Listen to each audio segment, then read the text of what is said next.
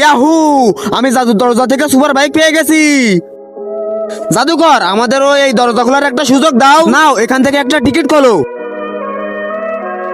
রানী, তুই আমার রাজা, খুলে যা আমার ভাগ্যের দরজা। এই তো আমার ভাগ্যের দরজা চলে এসেছে, আমি এর ভেতরে ঢুকে যাই, দেখি এর ভেতরে কি আছে। কিরিশটা শুনে গান আরে আমার তো ভাগ্যই খারাপ, তাহলে এখান থেকে চলে যাই।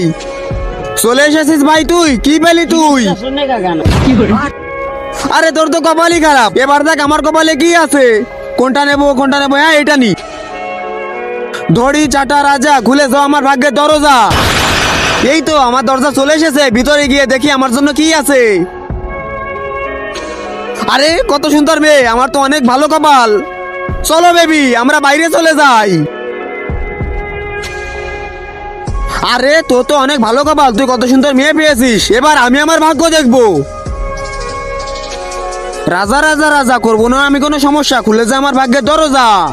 এই তো আমার দরজা চলে এসেছে, আমি ভিতরে গিয়ে দেখি আমার জন্য কি আছে।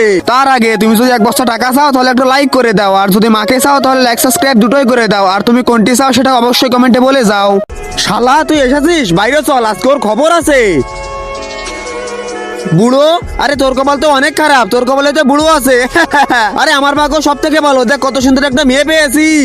আরে বেটি, তুমি এর সাথে কি করতেছো? আমার কোনো ভুল নেই ভাই, আমাকে ধরে নিয়ে এসেছে। কুত্তা, আমার মেয়ের সাথে নষ্টামি, এবার আমি তোর পুরো জীবনই নষ্ট করে দেবো। হে প্রভু দাঁড়া শালা, আজকে তোকে আমি মেরেই ফেলবো।